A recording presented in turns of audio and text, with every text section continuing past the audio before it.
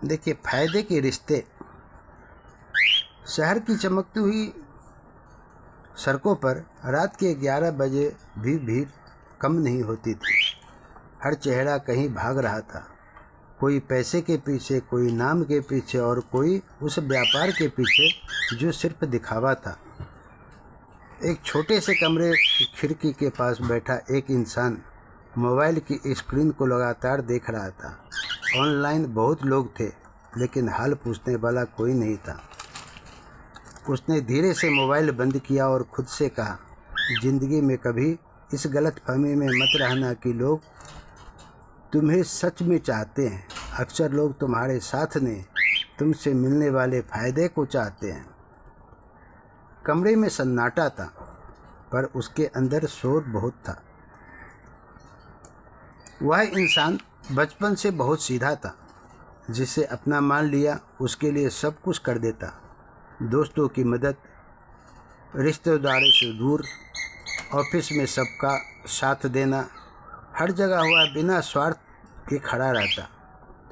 यहाँ तक कि वह अपना जेबी से भी खर्च कर लेता। लेकिन धीरे धीरे उसे एहसास होने लगा कि लोग उसे नहीं, उसकी उपयोगिता को पसंद करते हैं।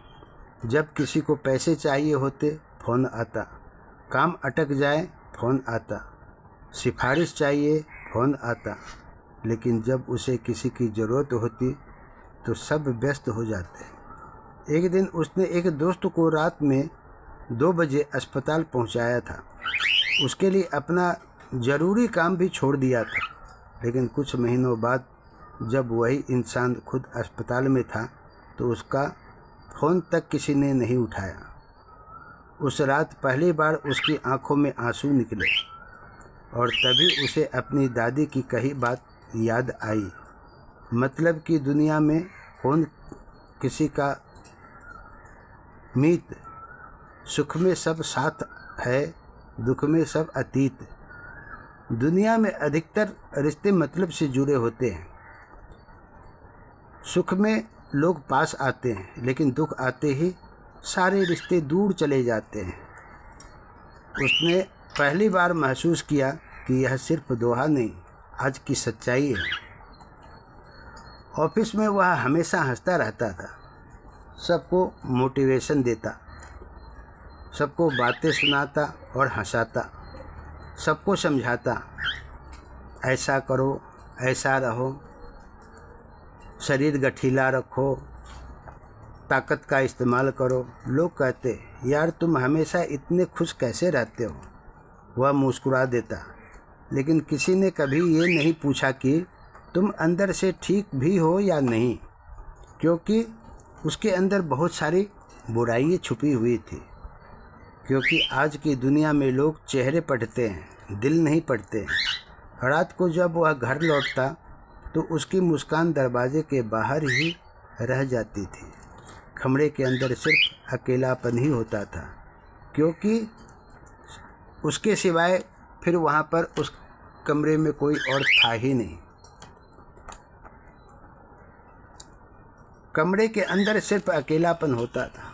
वह आईने में खुद को देखकर अक्सर कहता, कोई पूछे तो कह दे खुशी से हैं हम, मगर शरीर जानता है, आत्मा जानती है किस कदर बिखर रहे हैं हम।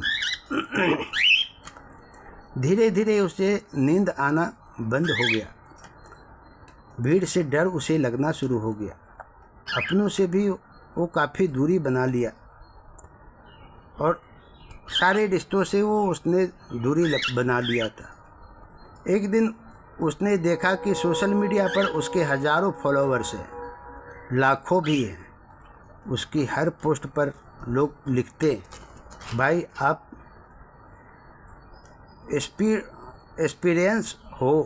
एक्सपीरियंस होल्डर हो, आप अंग्रेजी अच्छे बोल लेते हो, आपकी सोच कमाल है, आप बेमिसाल है। लेकिन उसी दिन जब उसने सिर्फ इतना लिखा, आज मन बहुत भारी है, तो अधिकांश लोग बस स्क्रॉल करके आगे बढ़ गए। उसे समझ आया, आज लोग इंसान से नहीं, उसकी इमेज से प्यार करते हैं। आज की दुनिया में लोग दुख सुनना नहीं चाहते, सबको सिर्फ दुख देकर मनोरंजन करना चाहते हैं।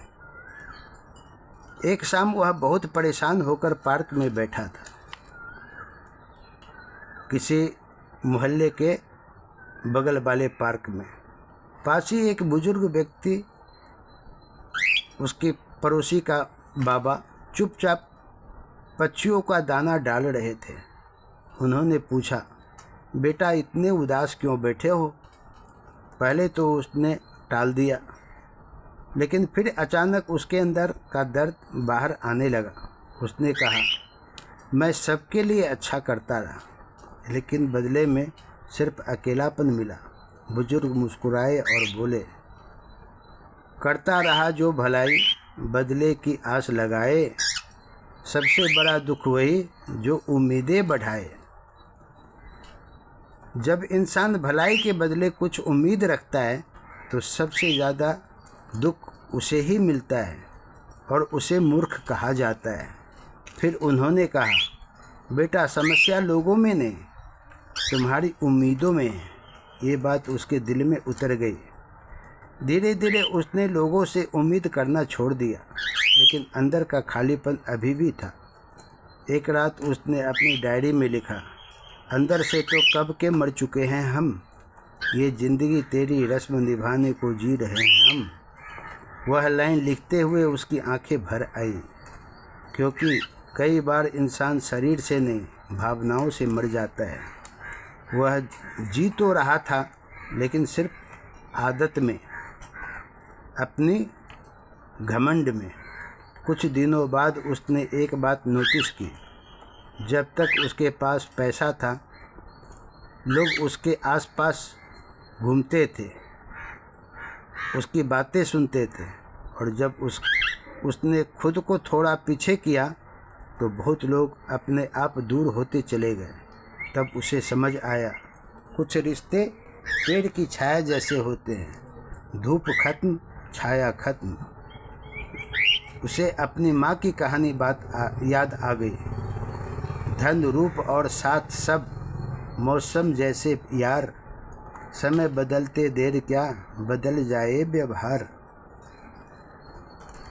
उसने अपनी माँ की बातों को कभी ध्यान नहीं देता था। वो हर हमेशा अपनी ही बातों में लगा रहता था। कोई कुछ बोले वही वो सुनता था कि जो उसे अच्छा लगता था। उसकी खुशी, उसका सुंदरता, उसका संस्कार, वही उसको अच्छा लगता था। दुनिया में धन, सुंदरता और साथ अस्थाई नहीं है। समय बदलते ही लोगों का व्यवहार भी बदल जाता है। एक दिन उसने फैसला किया, अब दूसरों को खुश करने के लिए नहीं जिएगा। उसने धीरे धीरे खुद को समय देना शुरू किया।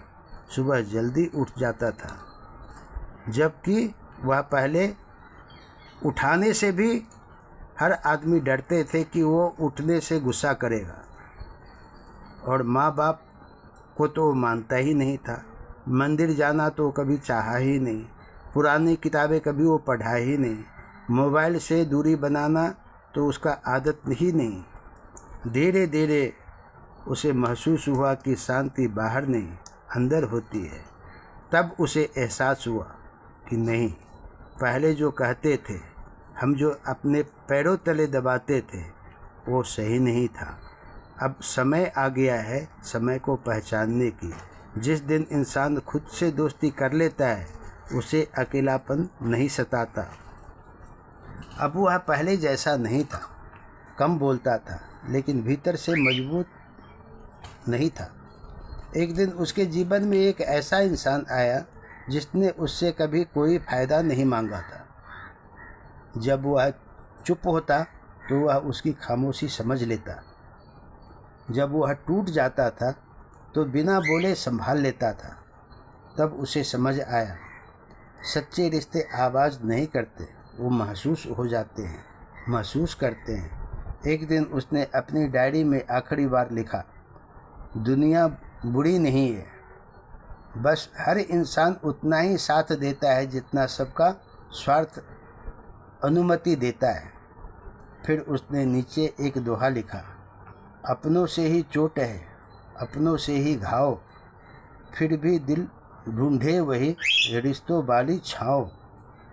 इंसान को सबसे ज़्यादा दर्द अपने ही देते हैं, फिर भी दिल रिश्तों और अपनापन ही खोजता रहता है।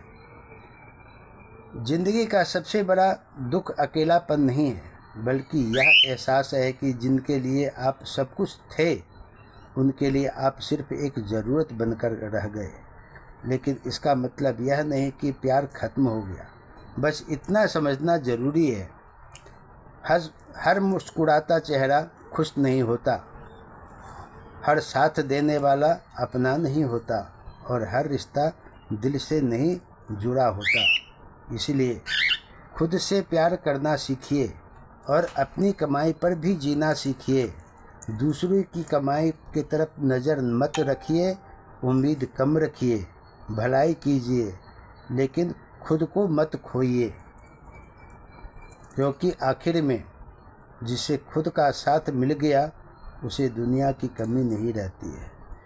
अगर आपको ये कहानी अच्छी लगी हो तो इसको लाइक, शेयर, सब्सक्राइब ज़रूर कीजिएगा।